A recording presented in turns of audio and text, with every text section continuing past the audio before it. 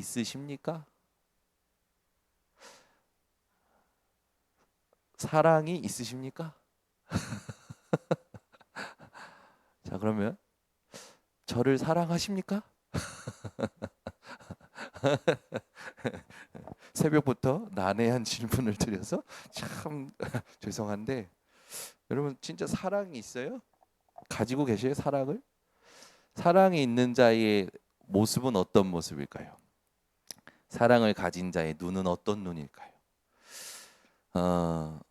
여러분들이 한번 생각해 보세요. 내가 사랑이 있나? 진짜 사람에 대한 사랑, 뭐 또 다 있겠죠. 여러 가지. 근데 하나님의 사랑이 내게서 실제로 누려지고 그 하나님의 사랑이 진짜 내게서 전달이 되어지고 있는가? 한번 되돌아보시면 아마 굉장히 유익하실 겁니다. 오늘 어린아이의 일을 버리는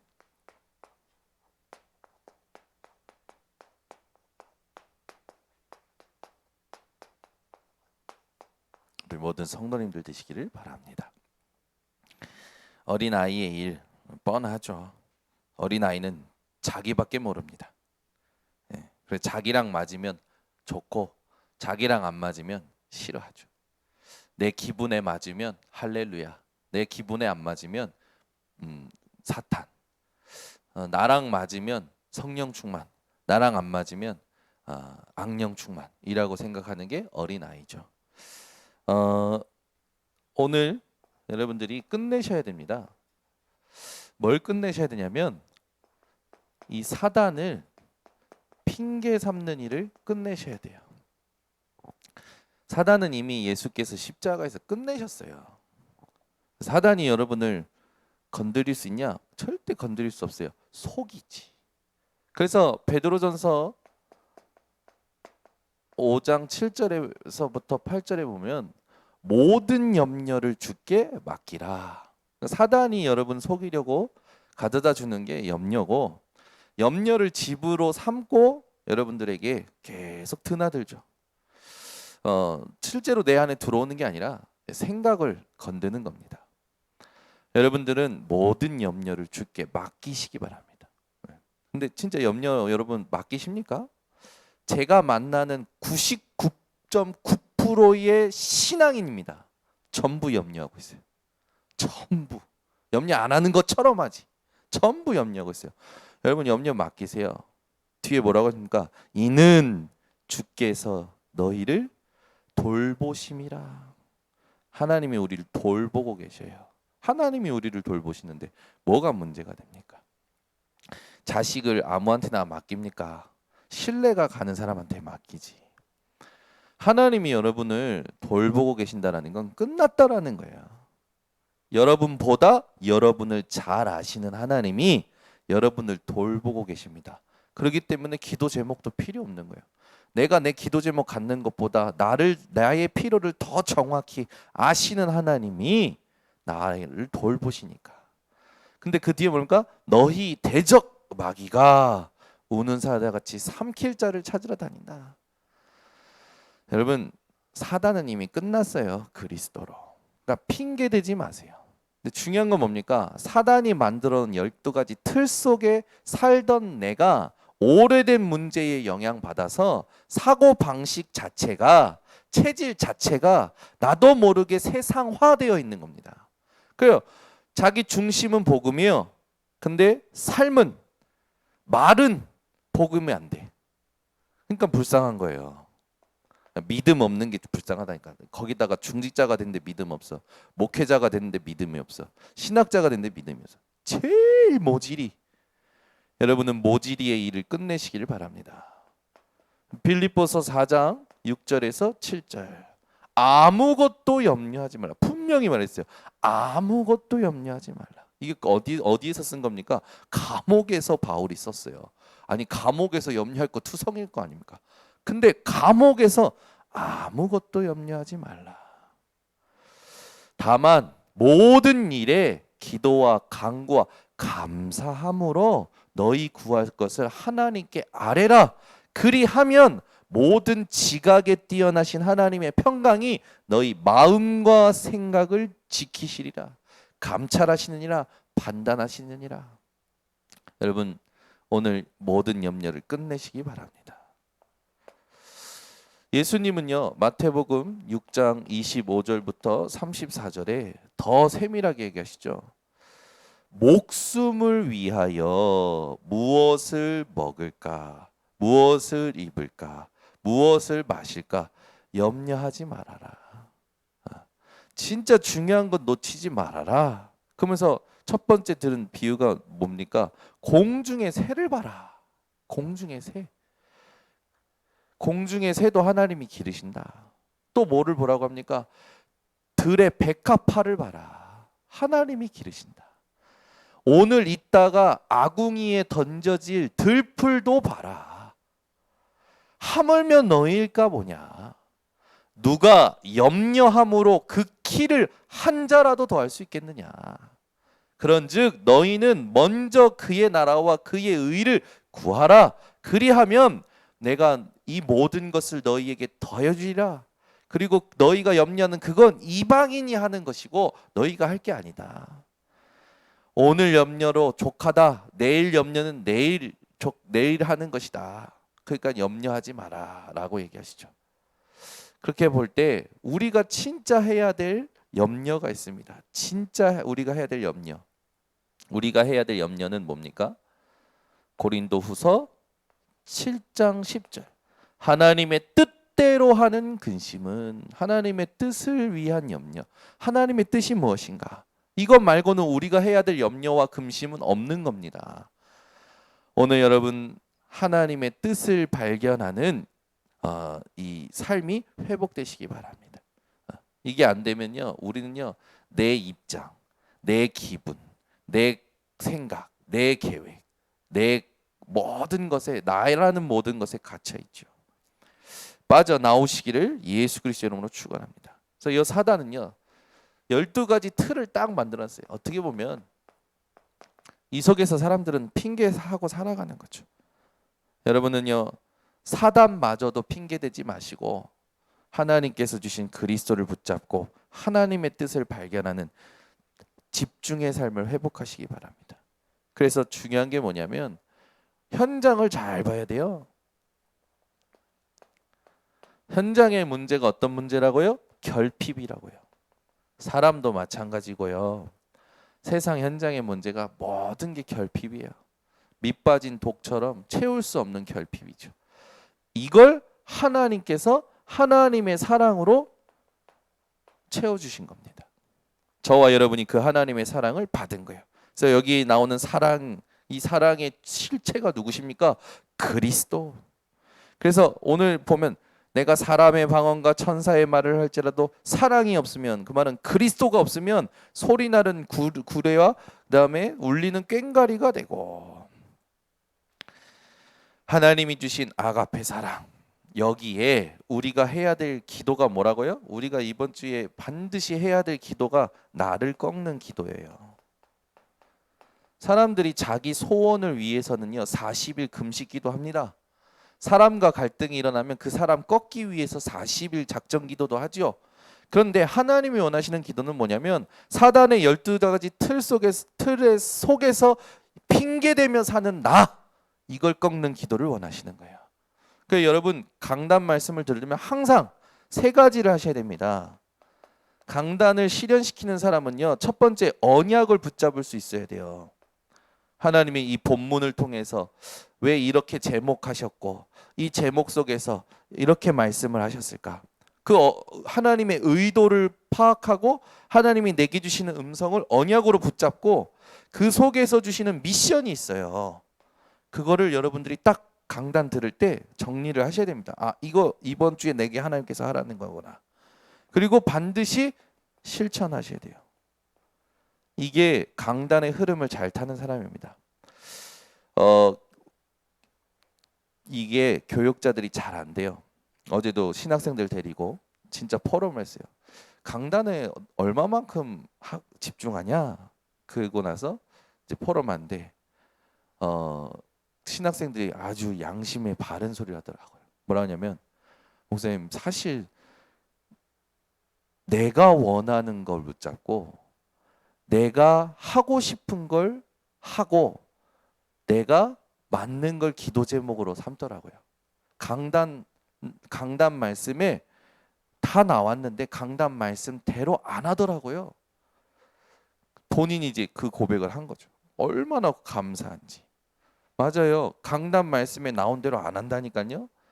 분명히 강단 말씀에서 이렇게 말씀하셨고 이렇게 미션 하라고 주셨고 이렇게 실천해 보라고 아주 세밀하게 나왔는데 안 해요. 강단의 증인이라는 건 강단에서 나온 언약 붙잡고 강단에서 나온 미션을 실천하고 실제로 증거를 가지고 하나님께서 내게 실천했을 때 주시는 증거가 있거든요. 그거 가지고 서는 게 증인이지. 강단 말씀을 똑같이 말한다고 증인입니까? 뻐꾸기지 그건. 언약 붙잡고 미션 붙잡고 실천해서 증거 얻은 것이 증인이죠. 그러니까 이 나를 꺾는 기도가 사람들이 안 되어지는 겁니다. 나를 꺾을 수 있는 힘이 없다라는 거죠. 이렇게 해서 우리가 나를 꺾는 기도를 통해서 또 해야 될 게 뭐냐면 하나님 앞에 사람들이 이 복음을 깨닫는 기도를 안 해요.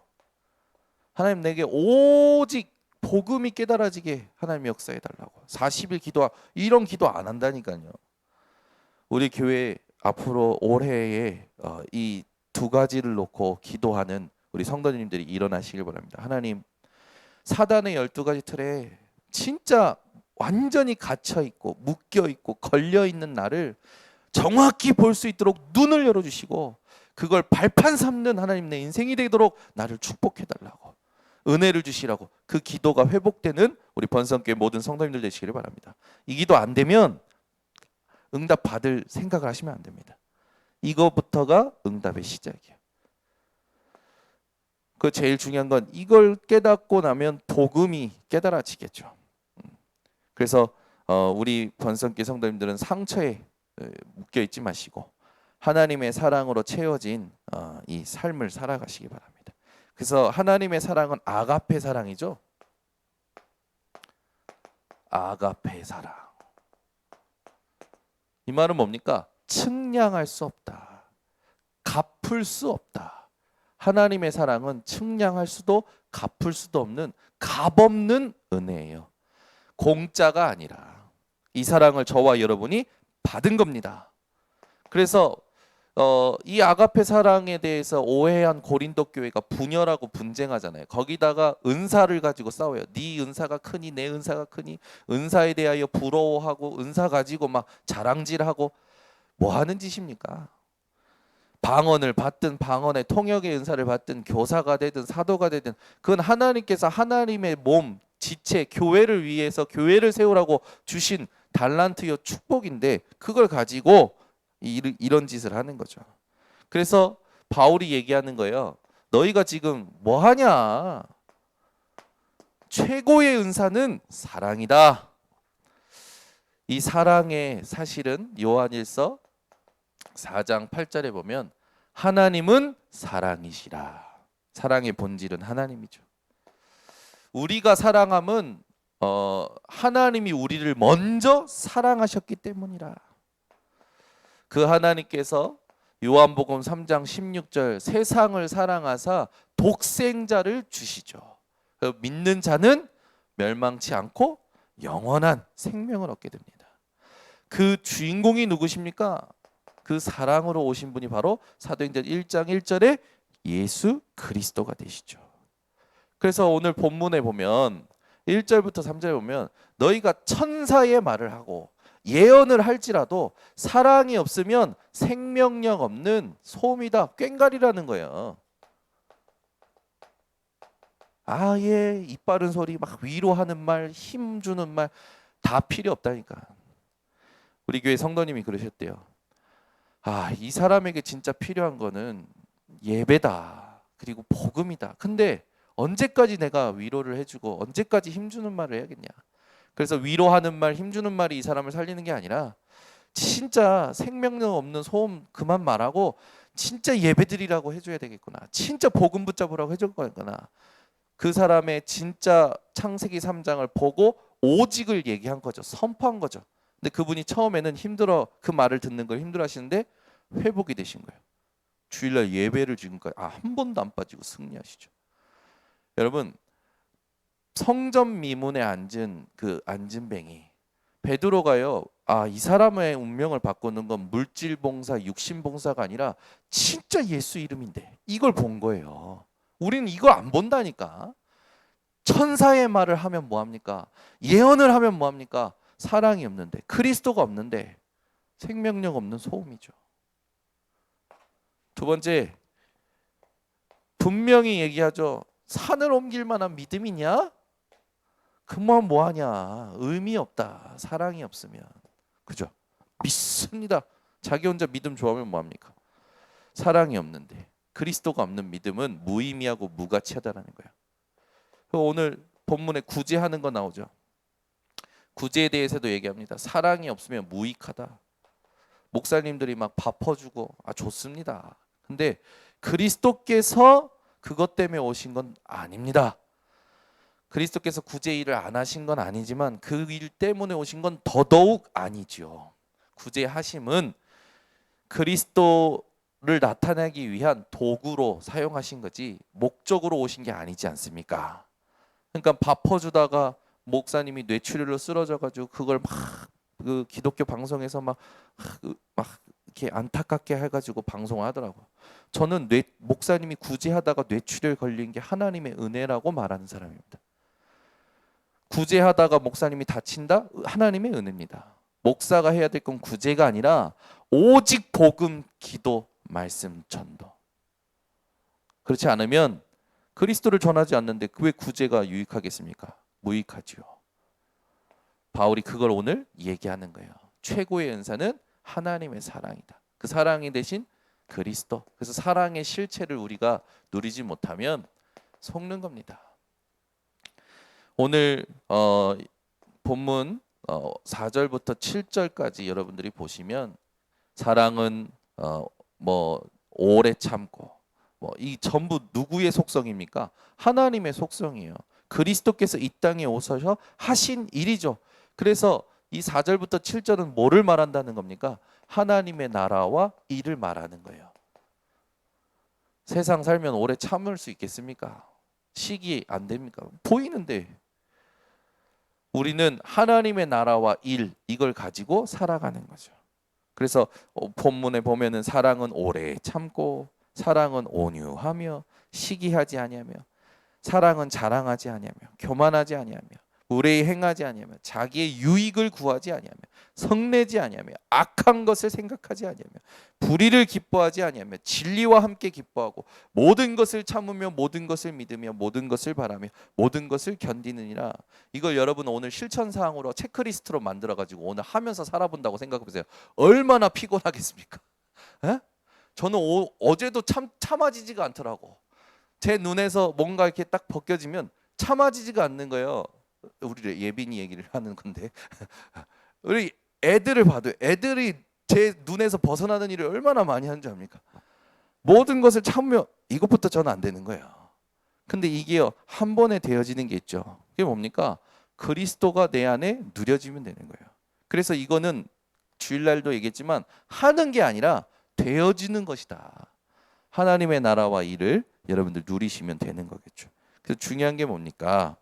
성경 구절들을 놓치시면 안 돼요. 하나님의 나라는 먹는 것과 마시는 것이 아니요. 우리가 명절 때 얼마나 많이 먹고 얼마나 많이 마십니까? 명절 쉬고 오면 전부 풀어져요.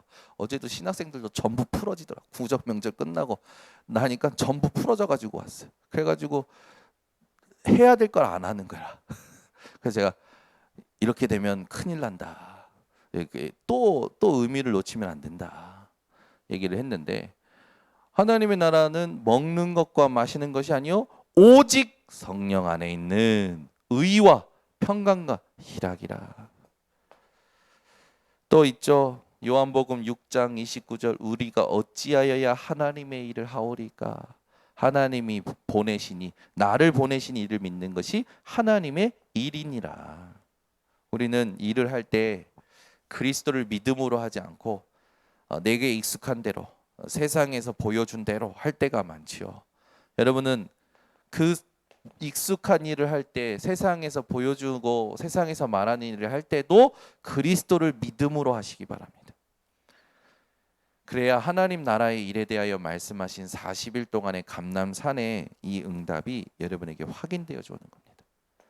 자, 오늘 본문에 보면은 우리가 이 사랑이 영원한 사랑인데, 이 영원한 사랑이 우리가 천국 가서 온전하게 다 알게 된다. 그 전까지는 부분적으로 안다. 그러면 우리는 여러분 잘난 척 할 필요도 없고 아는 척 할 필요도 없어요. 우리는 모든 걸 부분적으로 알고 있는 거예요. 저는 옛날에 실수했던 게, 내가 본 것 말고는 전부 의심하는 거예요.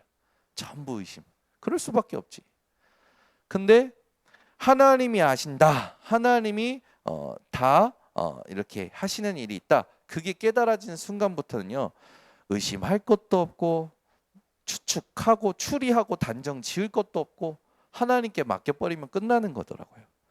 여러분들이 오늘도 하나님께서 원하시는 이 삶을 회복하셔야 됩니다. 그래서 어린아이의 이 일을 버려라 라고 했는데, 이 어린아이의 일이 아까도 얘기했지만 부분적으로 아는, 그런 자기만 아는 그런 부분들이죠. 우리가 지금은 거울로 보는 것 같이 하나, 그때가 언제입니까? 하나님 앞에 서는 날이죠. 여러분, 우리는 다 시한부입니다. 병 걸려서 시한부가 아니라 누구나 다 한 번은 죽어요. 시한부 인생이에요. 하나님 앞에 서는 날이 옵니다. 그때 하나님이 보이는데 믿음이 필요하겠습니까? 에?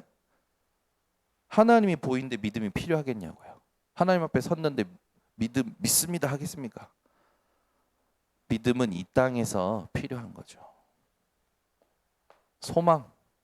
천국에 왔는데 무슨 소망이 필요합니까? 이 땅에서나 소망을, 저 천국을 두고 소망하며 살아가는 거죠.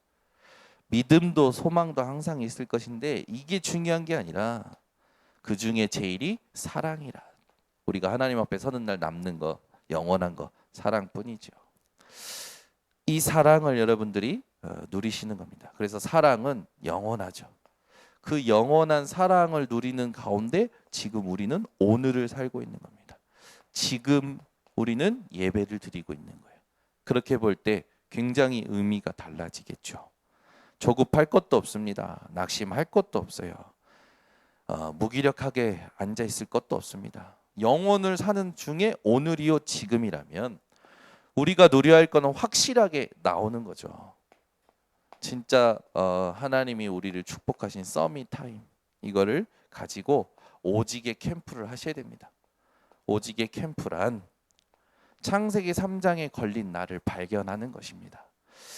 여러분이 오늘도 하루를 살아가실 때 정확한 언약의 여정 속에 미션을 감당하시고, 그리고 그 증거를 가지고 여러분들이 오늘 하루를 마무리해 보시기 바랍니다. 기도하겠습니다. 하나님 감사합니다. 사단을 핑계 삼는 일을 끝내는 우리 모든 성도들 되게 하시고, 이제부터 주신 언약 붙잡고 미션에 집중하며 하나님이 그 부분에 응답하신 증거를 가지고 증인의 삶을 사는 우리 모든 성도들 되게 하여 주시옵소서. 아직도 결핍의 상태에 있는 자들이 있습니까? 아직도 상처에 묶인 자들이 있습니까? 아직도 흑암 가운데 사는 자들이 있습니까? 빛 대신 그리스도께서 우리 속에 하나님의 사랑을 확증하셨음을 알고 오늘부터 최고의 은사인 하나님의 사랑을 가지고 하나님이 원하시는 삶을 살게 하여 주셔서 사랑의 실체가 하나님의 나라와 일임을 알고 그것을 실현시키는 인생 되게 하여 주시옵소서. 하나님 앞에 서는 날이 오늘 지금이 되게 하여 주시고, 하나님이 원하시는 서밋 타임을 가지고 오직의 캠프로 모든 것 살려내는 증인들 되게 하여 주시옵소서.